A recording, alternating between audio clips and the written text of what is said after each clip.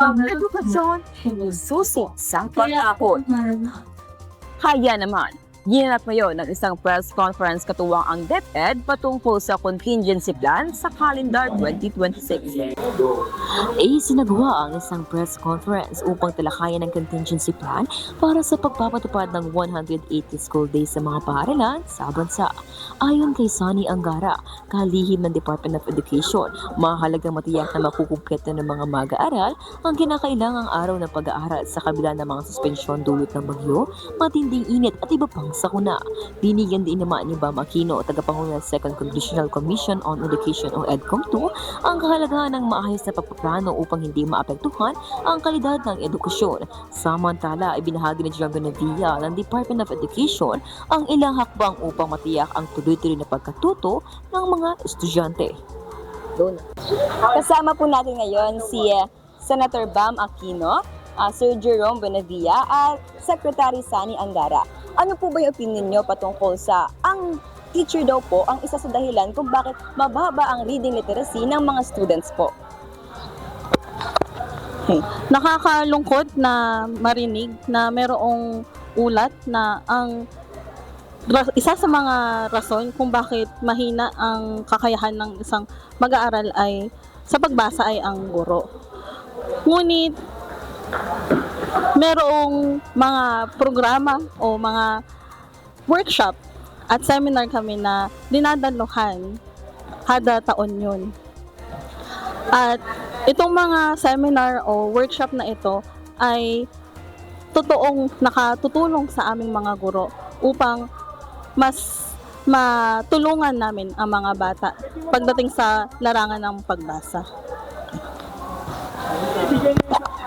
Para doon sa katanungan na isa ang mga kaguruan sa nagiging dahilan kung bakit nagiging mababa ang understanding ng mga bata ay sinisikap ng aming departamento na bigyan ng sapat na mga seminars, workshops, mga trainings ang ating mga kaguruan upang maging competent pagdating sa kanilang mga pagtuturo. Hindi lang competent, maging effective at maging efficient sila doon sa mga itinuturo, ibinabahagi sa mga mag-aaral base doon sa curriculum na ibinibigay namin sa mga mag-aaral.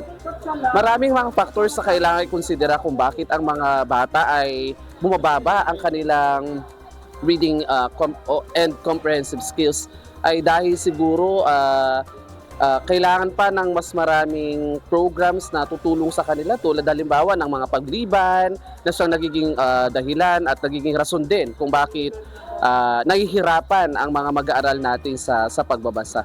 Kaya sisikapin ng departamento na tugunan ang problemang ito sa pamamagitan ng pagpapalakas pa sa hanay ng ating mga kaguruan.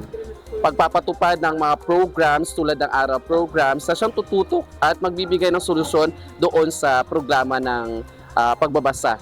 Lalo't-lalo na doon sa literacy and also doon sa numeracy. Okay, so magandang umaga.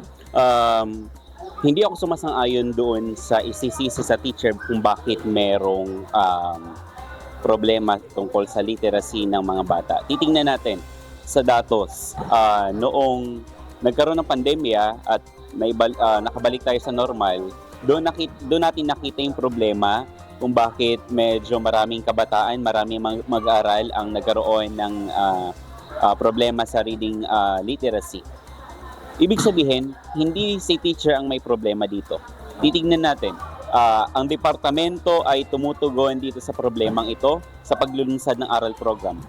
Sa taon na ito, hindi lang natin dinadagdagan si aral program, bagkus pinapatatag pa natin si aral program. Maglulunsad din tayo ng iba pang aral program math, aral program science, nang sa gayon, yung mga kakulangan, yung mga na-miss nating part para sa mga mag-aaral na ito ay matugunan at makahabol tayo sa exact grade level dapat nila doon sa kanilang kinakailangan.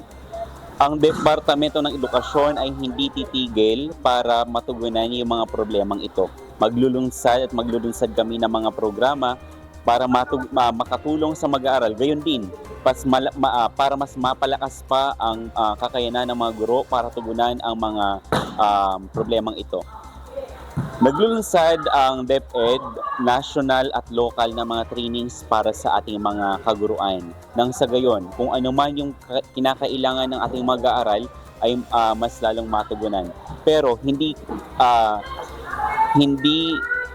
pwedeng si teacher lang. Kinakailangan din namin ng suporta ng mga magulang para sa gayon, sa bahay, merong parang backup na or follow up ang mga magulang para makatulong sa pag-unlad ng mga bata. Bilang karagdagan, pwede? Bilang karagdagan, hindi lamang dapat na tatapos ang pagbasa ng bata sa paaralan, kundi dapat ay naipagpapatuloy niya ito sa kanilang tahanan. Kung kaya't ang pagsuporta at pag-alalay ng mga magulang sa kanilang anak ay napakalaking halaga rin at malaking papel na magagampanan ito sa paglinang ng kakayahan ng mga bata sa pagbasa. Mula sa himpilang maghahatid ng impormasyong pangmalakasan, ako si Katrina Halili para sa Balitang Para sa Masa na nagsasabi, laging ligtas ang laging may alam.